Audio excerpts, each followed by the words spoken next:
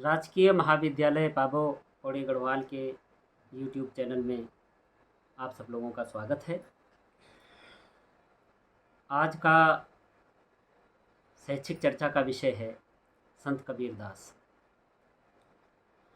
कबीरदास महान समाज सुधारक हैं, सर्वधर्म समन्वयकारी हैं और हिंदू मुस्लिम एक विधायक के रूप में भी उनकी प्रतिष्ठा है। वे भक्ति काल की निर्गुण मार्गी काव्यधारा की ज्ञानाश्रयी शाखा के संत कवि हैं। इनका जन्म काशी में सन 1398 के लगभग और इनकी मृत्यु मगहर में सन 1495 के लगभग हुई। कबीर ने रामानंद को अपना गुरु स्वीकार किया है। कुछ विद्वान इनको सूफी संत शेख तकी का शिष्य भी मानते हैं। संत कबीर किसी भी बाह्याडंबर, कर्मकांड और पूजा पाठ की अपेक्षा पवित्र, नैतिक और सादे जीवन को अधिक महत्व देते थे। सत्य, अहिंसा, त्याग और संयम से युक्त धर्म के सामान्य स्वरूप में ही ये अधिक विश्वास करते थे। कबीर को ऐसा कहा जाता है कि वे पढ़े लिखे नहीं थे। मसी कागज छुयो नहीं, कलम गही नहीं हाथ, पंक्ति कही जाती है इस संबंध में। उनकी वाणियों का संग्रह उनके शिष्य धर्मदास जी ने बीजक के नाम से किया है। बाबू श्याम सुंदर दास ने उनकी सभी रचनाओं का संग्रह कबीर ग्रंथावली नाम से किया है। कबीर का जो काव्य है वह बहुविध विशेषताओं से युक्त है। काव्य के जितने तत्व हैं, भाव तत्व, कल्पना तत्व, सौंदर्य तत्व, विचार तत्व, शिल्प तत्व, ये सब उनके काव्य में हैं। कबीर को आचार्य हजारी प्रसाद द्विवेदी ने मूलतः भक्त कहा है। कबीर निर्गुण और निराकार ईश्वर के उपासक हैं। इन्होंने अपने वैयक्तिक ईश्वर प्रेम का निरूपण अनुभूतपूर्ण शब्दों में किया है।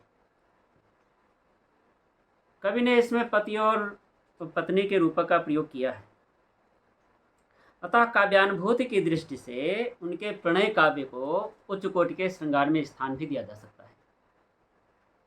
कबीर साधना के क्षेत्र में बाला प्रेयसी का स्वरूप धारण कर लेते हैं। अपने प्रियतम के विरह में उनका जो हृदय है वह वेदना से ओतप्रोत हो जाता है और अपनी इस विरह वेदना की व्यंजना उन्होंने शत शत दोहों में की है, शत शत साखियों में की है। ये दोहे अनुभूति से ओतप्रोत हैं।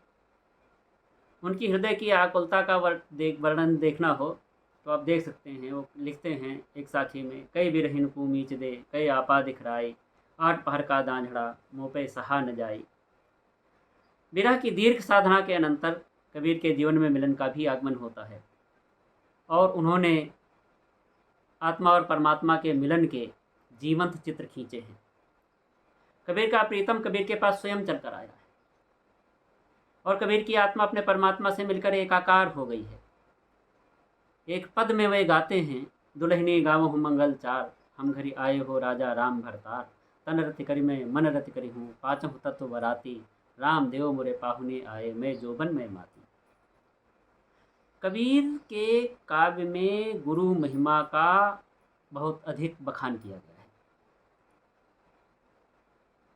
और देखा जाए तो उन्होंने गुरु को ज्ञान का प्रतीक माना है। शिष्य का सबसे बड़ा हितकारी यदि कोई है तो गुरु होता है। इसीलिए वे गुरु को प्रथम वंदनीय मानते हैं। गुरु गोविंद दो खड़े, काके लागों पाएं, बलिहारे गुरु आपने, गोविंद दियो बताए। बहुत ही महत्वपूर्ण साखी है उनकी। उन्होंने पाखंड का विरोध किया है। जब माला, तिलक, मूर्ति पूजा, जाति पाति आदि के वे कट्टर विरोधी थे। स्वभाव से उदार होते हुए भी बाह्य आडंबरों की आलोचना करते समय उनमें प्रखरता और कठोरता आ जाती थी। मूर्ति पूजा के विरोध में वे कहते हैं कि पाहन पूजे हरि मिले, तो मैं पूजूं पहाड़, ताते ये चाकी भली, पी सिखाए संसार। जितना भाव पक्ष उनका समृद्ध है, कला पक्ष भी, शिल्प पक्ष भी उतना ही समृद्ध है। उनकी भाषा जो है वह सहज है, स्वाभाविक है, फिर भी कहीं कहीं पर अलंकारों से युक्त है। भाषा वास्तव में भावों और विचारों की वाहिका होती है। स्वानुभूति की प्रधानता के कारण कबीर की जो वाणी है वह सहज हो गई है और मार्मिक हो गई है। इनकी भाषा में पंजाबी के शब्द हैं, राजस्थानी के शब्द हैं, अवधी आदि अनेक प्रांतीय भाषाओं के शब्द हैं। इसलिए आचार्य शुक्ल ने इनकी भाषा को सधुकड़ी और पंचमेल खिचड़ी की संज्ञा दी। और हजारी प्रसाद द्विवेदी कहते हैं कि कबीर का भाषा पर जबरदस्त अधिकार था, वे वाणी के डिक्टेटर थे। यद्यपि कबीर ने प्रयत्नपूर्वक अपनी शैली को चमत्कारपूर्ण नहीं बनाया है, किंतु फिर भी अनुभूति के वेग के कारण उनकी शैली में स्वाभाविक रूप से प्रभाव उत्पादन की क्षमता आ गई। प्रतीकों और व्यंजना शक्ति से समृद्ध होने के कारण उनकी शैली में कहीं कहीं दुरूहता भी आई है। कबीर के काव्यों में अलंकारों का प्रयोग जो हुआ है वह स्वाभाविक रूप से हुआ है। अनुप्रास, उपमा, रूपक आदि अलंकारों के साथ अन्योक्ति जैसा अलंकार भी इनके काव्य में है। रूपक बांधने में तो वे बहुत ही कुशल हैं। वे कहते हैं, संतो भई आई ज्ञान की आंधी रे, भ्रम की टाटी सबे उड़ानी, माया रहे न बांधी रे, दुचते की दो थुनी गिरानी, मोह बलिंडा टूटा, तृष्णा छान परी घर ऊपर, कुबुद का भांडा फूटा। तो कबीर ने साखी की रचना जो की है वह दोहों में की है, रामायणी की रचना चौपाइयों में की है और शबद की रचना पदों में की है। कबीर अपूर्व प्रतिभा संपन्न रचनाकार थे, कवि थे। उनके काव्य में भाव और विचार, तथ्य और कल्पना, भाषा और अलंकार का आश्चर्यजनक रूप से समन्वय हुआ है। उनके महत्व के सम्मुख हिंदी के बहुत कम कवि ठहर सकते हैं। कबीर के अनेक पक्षों पर विचार करने की आवश्यकता है। प्रयास रहेगा कि इस चैनल में